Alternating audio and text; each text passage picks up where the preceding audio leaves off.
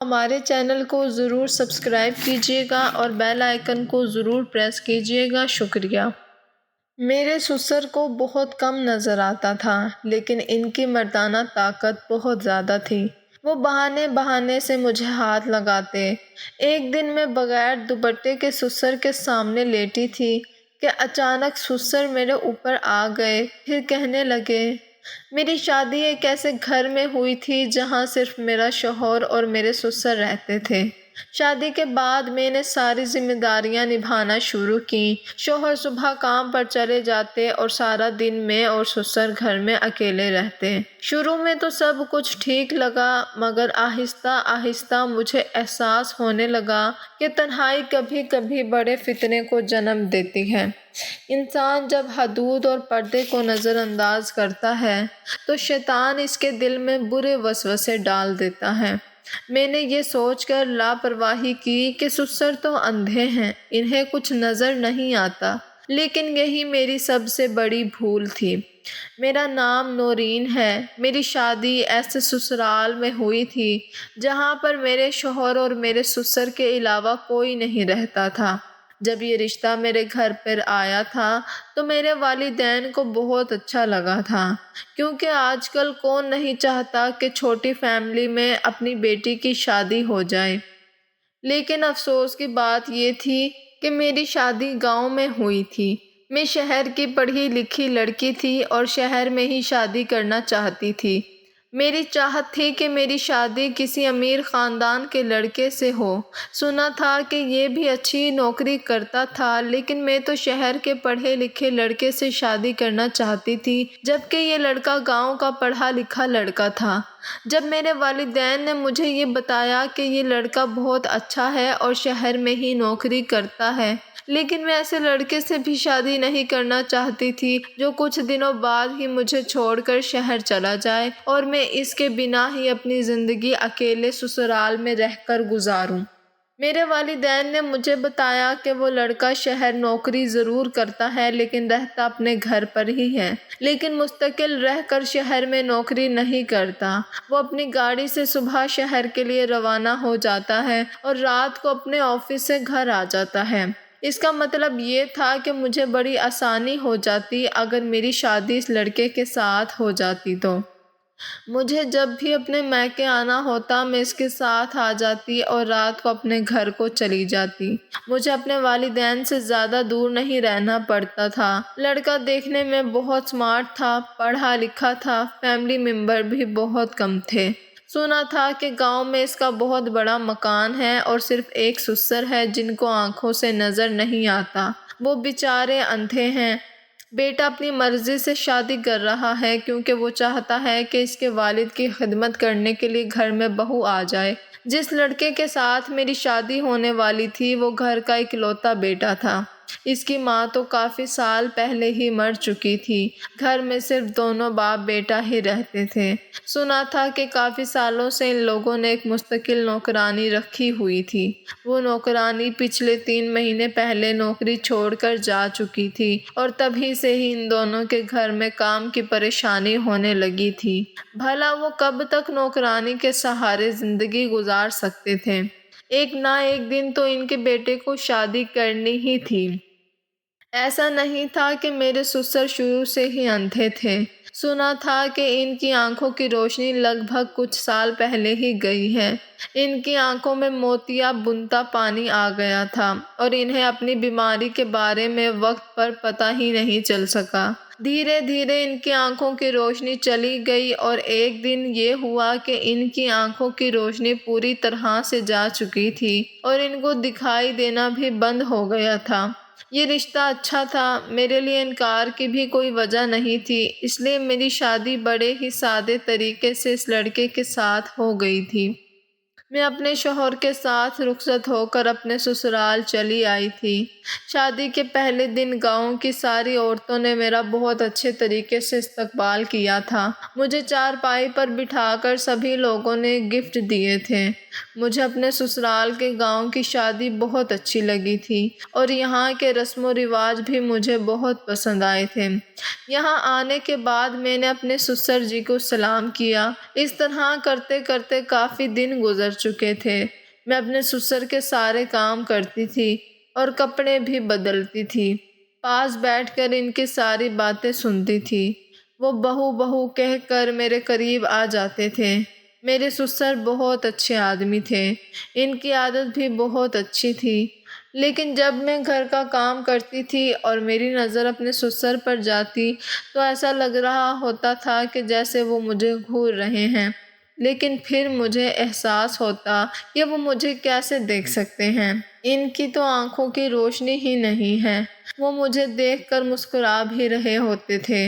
کبھی مجھے یہ بات بڑی عجیب لگتی تھی، وہ مجھے کیوں دیکھے جا رہے ہیں، پر ہر بار میں یہ بات بھول جاتی تھی کہ میرے سسر ایک بوڑھے اور اندھے آدمی ہیں۔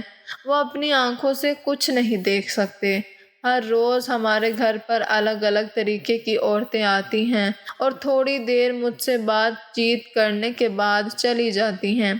میرے سسر کا کہنا تھا کہ ہمارے گاؤں کے لوگ بہت پیار اور محبت والے لوگ ہیں۔ ہمارے گاؤں میں جب کوئی نئی نویلی دلہن آتی ہے تو یہاں کی عورتیں اس سے باتیں کرنے لگ جاتی ہیں۔ میرے سسر اپنے کمرے سے بھی باہر نہیں نکل کر آتے تھے۔ میں کبھی کبھی اپنے سسر کو دیکھ کر اپنے چہرے پر شرم لے آتی تھی۔ سسر تو ویسے بھی باپ کی طرح ہی ہوتا ہے۔ مجھے تو بس ایسا لگتا تھا جیسے میرے سسر سب کے سامنے مجھے گھورتے رہتے ہیں۔ کبھی کبھی تو میں اپنے ماتھے پر بل ڈال کر ان کو گھورنے لگتی۔ میں پاگل ہو گئی تھی۔ ہر بار یہ بات بھول جاتی تھی کہ میرے سسر اندھے ہیں، کیونکہ ہمارے گھر میں کبھی کوئی ایسا تھا ہی نہیں، اس لیے مجھے ایسے لوگوں کی عادت بھی نہیں تھی۔ ایسا میرے ساتھ پہلی بار ہو رہا تھا کہ میں اپنے اندھے سسر کے ساتھ رہ رہی تھی۔ میرے شوہر روٹین کے مطابق صبح کے ٹائم پر اپنے آفس جانے کے لیے نکل جاتے تھے اور سارا دن میں اور میرے سسر گھر میں اکیلے رہ جاتے تھے۔ میرے شوہر نے مجھے شادی کی رات ہی سمجھایا تھا کہ تمہیں میرے ابو جی کا بہت خیال رکھنا ہے۔ کافی سالوں سے ہمارے گھر نوکرانی رہ رہی تھی اور وہ ابو جی کا بہت خیال رکھتی تھی، کیونکہ صبح کے ٹائم پر تو میں جاب کے لیے نکل جاتا تھا۔ جب ابو جی کی آنکھوں کی روشنی تھی تو وہ بھی کھیتوں میں کام کرنے کے لیے چلے جاتے تھے، لیکن جب سے ان کی آنکھوں کی روشنی گئی ہے انہوں نے گھر پر ہی رہنا شروع کر دیا تھا۔ کچھ مہینوں تک نوکرانی نے ساتھ دیا اور اس کے بعد وہ نوکرانی بھی چھوڑ کر چلی گئی۔ تب سے ہمارے گھر پر بہت زیادہ پریشانی ہو گئی تھی۔ پڑوس والی آنٹی آ کر ابو جی کے لیے کھانا بنا دیا کرتی تھیں، لیکن پھر بھی اس طرح سے کب تک کسی کی مدد لے سکتے تھے۔ شادی کی پہلی رات شوہر نے میری بہت تعریف کی تھی اور اپنے شوہر سے تعریف سن کر میں بہت خوش ہو رہی تھی۔ میں نے انہیں بھروسہ دلایا تھا کہ میں آپ کے ابو جی کا ہمیشہ خیال رکھوں گی، انہیں کبھی چیز کی کمی نہیں ہونے دوں گی۔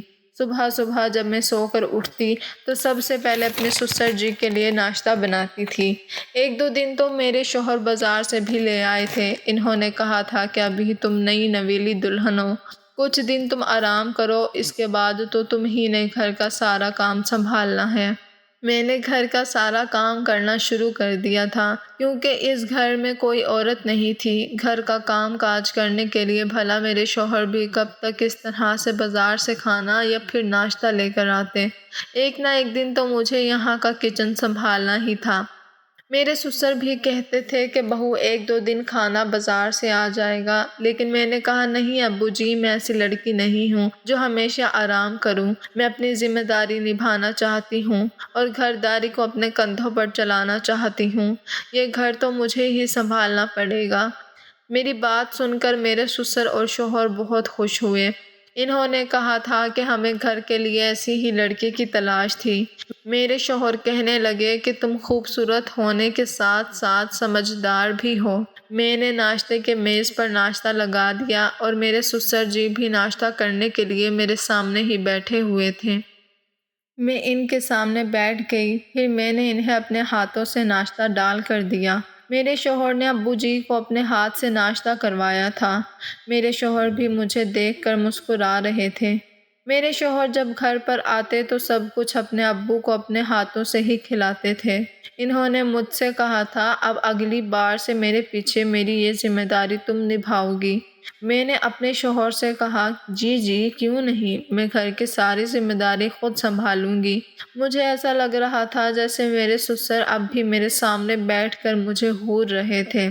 اپنے شوہر کے جانے کے بعد جب میں گھر کا کام کرتی تھی تو اپنے گلے میں دوپٹہ بھی نہیں ڈالتی تھی۔ یہی سوچتی تھی کہ گھر میں کوئی نہیں ہے، سسر جی تو ہیں اور انہیں بھی دکھائی نہیں دیتا، اس لیے میں گھر میں رہتے ہوئے کسی بھی حلیے میں کام کرتی رہتی تھی اور اپنے سسر جی کے سامنے بھی کسی بھی حالت میں چلی جاتی تھی۔ شوہر کہنے لگا کہ میں نے ابو جی سے بہت کہا تھا کہ میں آپ کو ڈاکٹر کے پاس لے چلتا ہوں، آپ کی آنکھوں کی روشنی آ سکتی ہے، لیکن ابو جی ہر بار منع کر دیا کرتے تھے، کہتے تھے کہ بیٹا میری عمر ہو گئی ہے، میں نے تو اپنی زندگی میں کافی کچھ دیکھ لیا، اب تمہاری زندگی جینے کا وقت ہے، تم شادی کرو، اپنی زندگی جیو، میرا کیا ہے، ایک دن اس دنیا کو چھوڑ کر چلا جاؤں گا، بوڑھا ہوں، دھیرے دھیرے جسم کے اندر بیماریاں پیدا ہوتی رہیں گی اور ایک دن میرے ساتھ ساتھ سب کچھ ختم ہو جائے گا، تم فکر مت کرو، میں دیکھ نہیں سکتا، سن تو سکتا ہوں نا، تم سب کو محسوس کر سکتا ہوں، میں تو بس تمہیں خوش دیکھنا چاہتا ہوں اور اپنے جیتے جی چاہتا ہوں کہ تمہارا گھر بس جائے، بس یہی کہہ کر ابو بات ختم کر دیتے تھے اور وہ ابھی تک ایک بار بھی میرے ساتھ ڈاکٹر کے پاس نہیں گئے۔ میں نے کہا، اب ابو جی کو ڈاکٹر کے پاس لے جاتے ہیں۔ میرے شوہر نے مجھے بتایا تھا کہ تمہیں نہیں پتا، ابو بہت ضدی ہیں، میں ان کے ساتھ زیادہ زبردستی نہیں کر سکتا، شاید اپنی زندگی میں اسی طرح سے خوش ہیں۔ شوہر نے کہا تھا کہ وہ میرے آنے سے پہلے ان کے سارے کام کرتے تھے، لیکن اب کام کرنے کی ساری ذمہ داری میری ہو گئی ہے۔ میں اپنے سسر کو اپنا باپ سمجھ کر ان کے سارے کام کیا کرتی تھی۔ میں نے اپنے شوہر کو یقین دلایا تھا کہ آپ کو میرے ہوتے ہوئے گھر میں کبھی کوئی پریشانی نہیں ہوگی۔ ایک دن سسر کہنے لگے، دیکھو بہو، میرے نصیب میں مجھے کیا پتا تھا کہ میں اپنے گھر کی بہو کو اپنی آنکھوں سے نہیں دیکھ سکتا۔ میں نے کہا، ابو جی کوئی بات نہیں، آپ اس طرح سے بھی میری موجودگی کو محسوس کر سکتے ہیں۔ وہ شادی کے کچھ دن تو اسی طرح گزرتے چلے گئے، لیکن ہوش تو میرے تب اڑے تھے جب میرے شوہر کو کچھ دن کے لیے شہر میں رکنا پڑ گیا تھا۔ میں نے کہا تھا کہ آپ مجھے ان دنوں میرے میکے بھی چھوڑ دو، لیکن میرے شوہر کا کہنا تھا کہ میں اس طرح سے تمہیں تمہارے میکے بھی نہیں چھوڑ سکتا، کیونکہ یہاں پر میرے ابو موجود ہیں، ان کا خیال کون رکھے گا، ان کو اپنے ہاتھوں سے کھانا بھی تم ہی کھلاؤ گی اور ان کے کپڑے بھی تم ہی تبدیل کرو گی۔ کھانے کی بات تو ٹھیک تھی، لیکن کپڑے؟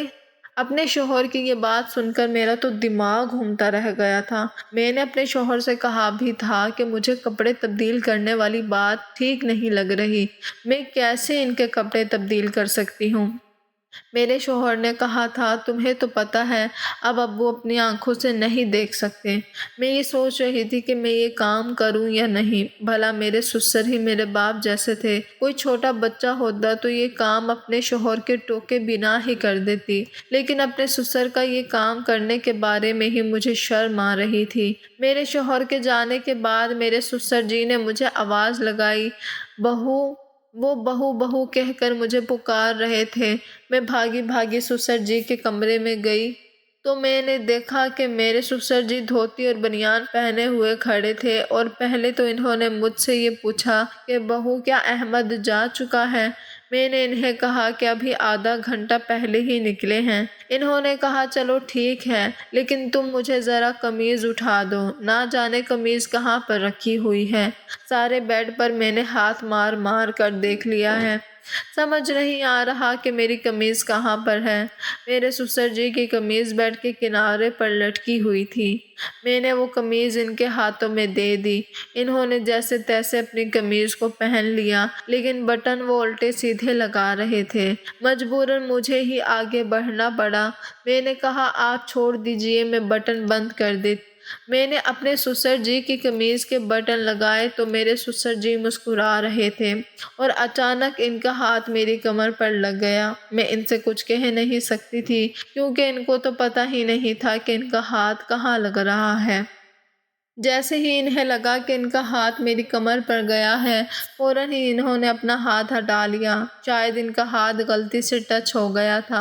میں نے ان کو قمیص پہنا دی تھی۔ پھر میرے سسر نے کہا کہ بہو میرے بال بنا دو۔ میں نے ڈریسنگ سے کنگھا نکال کر اپنے سسر کے بال بھی بنا دیے تھے۔ میرے سسر کہنے لگے بہو ذرا مجھے اپنا ہاتھ دو۔ میں نے کہا کیوں ابو جی، کیا ہوا ہے؟ تو وہ کہنے لگے دو تو ذرا۔ میں نے ڈرتے ڈرتے انہیں اپنا ہاتھ پکڑا دیا تھا۔ میں یہ سوچ رہی تھی کہ وہ کیوں میرا ہاتھ پکڑنا چاہتے ہیں۔ انہوں نے میرے دونوں ہاتھ اپنے ہاتھوں میں تھام لیے اور کہنے لگے تمہارا بہت بہت شکریہ، تم نے ہمارے گھر کو بہت اچھی طرح سے سنبھالا ہوا ہے۔ تمہاری جگہ اگر کوئی اور عورت ہوتی تو شاید کبھی نہ سنبھال پاتی۔ میرے سسر جی نے میرے ہاتھوں کو بڑی مضبوطی سے اپنے ہاتھوں میں جکڑ لیا تھا۔ میں ان کے ہاتھوں سے اپنے ہاتھ کو چھڑانے کی کوشش کر رہی تھی، لیکن انہوں نے کہا کہ بہو ابھی یہیں پر ہی رہو، اتنی جلدی جانے کی کیا ضرورت ہے؟ میں تمہارا شکریہ ادا کرنا چاہتا ہوں۔ میں تمہیں دیکھ تو نہیں سکتا لیکن محسوس تو کر سکتا ہوں، اس لیے تمہارا ہاتھ پکڑنا چاہتا ہوں کہ بہو کیسی ہوتی ہے۔ اللہ نے مجھے کوئی بیٹی بھی نہیں دی، اگر میری بیٹی ہوتی تو شاید وہ بھی تمہاری طرح میری خدمت کرتی۔ تمہیں پتہ ہے جب میری بیوی کی موت ہوئی تھی تب مجھے اس کی موت کا بڑا افسوس ہوا تھا، کیونکہ وہ میری ہمسفر تھی اور ہمارے گھر کی اکلوتی عورت تھی۔ میرے بیٹے کو اور مجھے چھوڑ کر اس دنیا سے چلی گئی تھی۔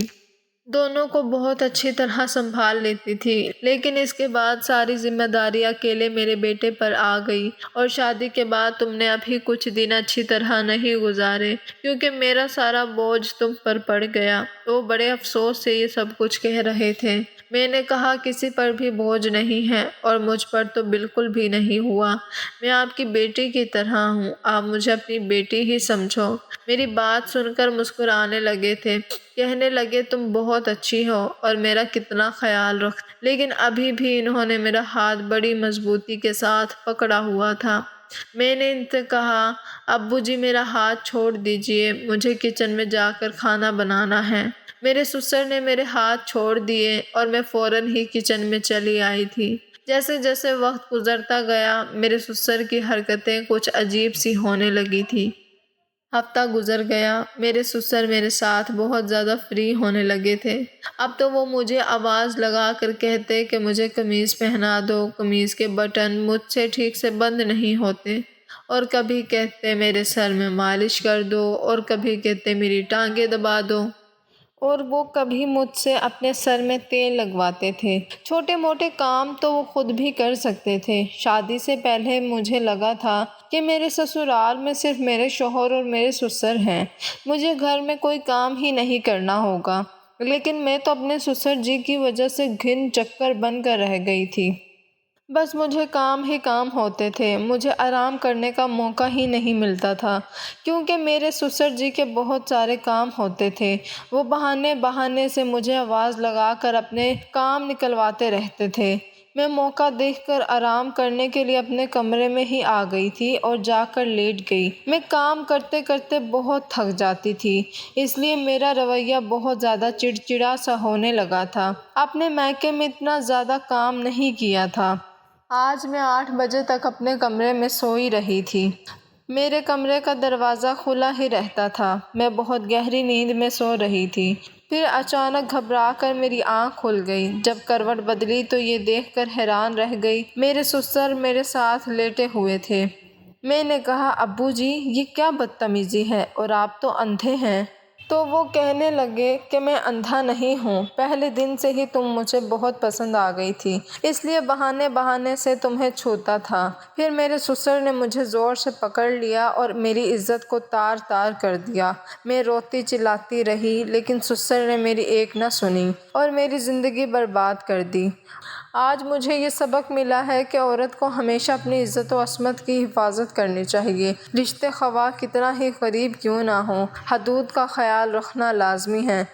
اسلام نے پردے، محرم اور نامحرم کی تفریق اسی لیے رکھی ہے تاکہ انسان گناہ اور ذلت سے بچ سکے۔ عزت ایک انمول خزانہ ہے جو ایک بار کھو جائے تو کبھی واپس نہیں آتا۔ اس لیے ہر بیٹی، بہو اور ہر عورت کو چاہیے کہ وہ اپنے پردے اور اپنی حدود کی حفاظت کرے تاکہ شیطان کو موقع نہ مل سکے۔